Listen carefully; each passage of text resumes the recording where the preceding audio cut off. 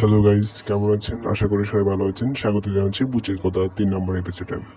আমি আছি আপনাদের সাথে সালমান এবং এডিটিংয়ে যে আছে সে হচ্ছে আদি। আমরা দুজনেই আপনাদেরকে এন্টারটেনমেন্ট দেওয়ার জন্য সবসময় হাজির হচ্ছি।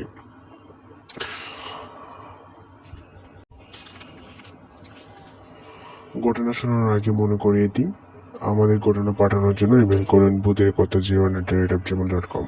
লিঙ্কটি আপনারা ডিসক্রিপশন বক্সে পেয়ে যাবেন। আপনারা আমাদের একটু হেল্প করবেন, আপনারা হচ্ছে আমাদের পাশে থাকবেন, লাইক, কমেন্ট, শেয়ার এবং সাবস্ক্রাইব করে।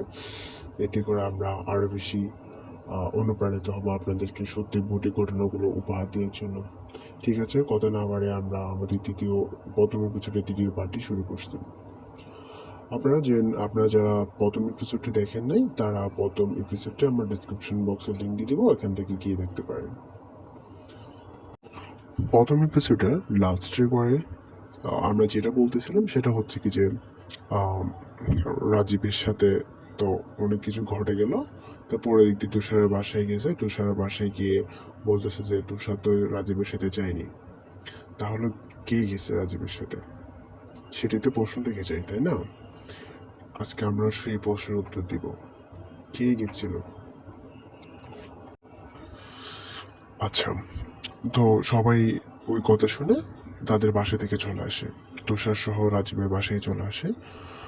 রাজীবকে দেখতে আসে সবাই। তখন তুষার রাজীবকে বলে যে, কি রাজীব, আমি তোর সাথে গেছিলাম? তো রাজীব বলে যে, হ্যাঁ তুই তো গেছিলি, কিন্তু তুই এত বড় হয়ে গেছিলি, তোর কোনটা আবার চেঞ্জ হয়ে গেছে, আমি তো কিচ্ছু বুঝতেছি না।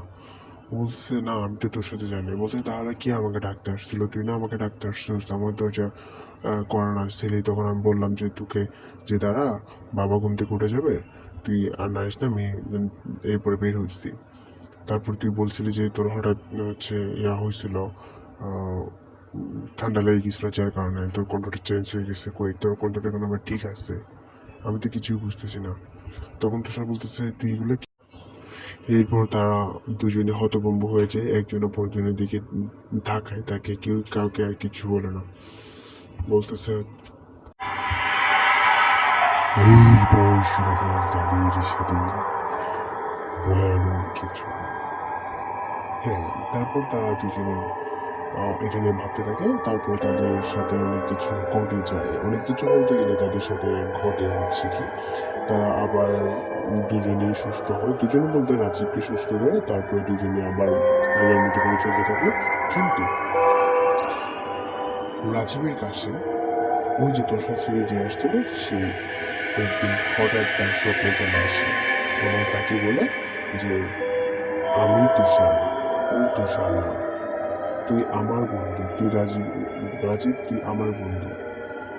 যে ও তুষার, তুই ভুলে যা, আমি হচ্ছে তুষার, তুই আমার সাথে সব কিছু করবি, তুই ওর সাথে আর মিশবি না, আমার সাথে মিশবি, যেখানে যাবি আমার সাথেই যাবি তুই। তখন থেকেই শুরু হয় তাদের আরো ভয়ানক কিছু। এরপর হঠাৎ রাজীবের ঘুম ভেঙে যায়, রাজীব ঘুম থেকে উঠে বসে থাকে। তারপর সে তার মা বাবাকে বলতে চায়, কিন্তু আর বলতে পারে না। তখন ছিল রাত প্রায় 3টার মতো। সে আর সারা রাত ঘুমায়নি। এরপরে সে সকালের জন্য অপেক্ষা করতেছিল, কিন্তু তার ভয়ে গা শিহরে উঠতেছিল বারবার। তারপরে সকালবেলা হলো, সে সকাল সকাল তুষারের বাসায় গেছে, তুষারকে ডাকছে, বলছে তুই আমার স্বপ্নে আসছিস, এরকম আমাকে বলছিস, এটা বলছিস, এরকম বলতেছিল। কিন্তু তুষার তো আর আবারও অবাক হয়ে যায়, বলছে না আমি জানি। বলছি, তাহলে তুই আমাকে তোর সাথে কত নাম বলতে বলছিস, এটা বলছিস, সেটা বলছিস। তখন তাদের মনে ঘাবড়ে লাগে এবং তারা দুজনে ভয় পেয়ে যায়। তাহলে কি আমার সাথে এমনটা করতেছে, স্বপ্নে কি এসেছিল? তো এভাবেই যাই তাদের এই দিনটি। এরপরের দিন, 2 দিন পর, রাজীব আবার ঘুমাতে যায়। ঘুমাতে যাওয়ার সময় ওই ব্যক্তি তার কাছে আসে এবং তাকে এসে হুমকি দিয়ে যায়, তুই যদি এইসব কাউকে বলোস তাহলে আমি তোকে মেরে ফেলবো। এখন রাজীব আরও ভীতিসন্ত্রস্ত হয়ে যায় এবং সে আর কাউকে কিচ্ছু বলতে পারে না। এরপর এরপর থেকে রাজীব এটা হয়ে যায়, তার সাথে সে আর কারোর সাথে কথা বলে না। আর তুষারের সাথেও তার সম্পর্কটা নষ্ট হয়ে যায়। এটুকুই ছিল। এরপর আমরা আর একটা জানাবো।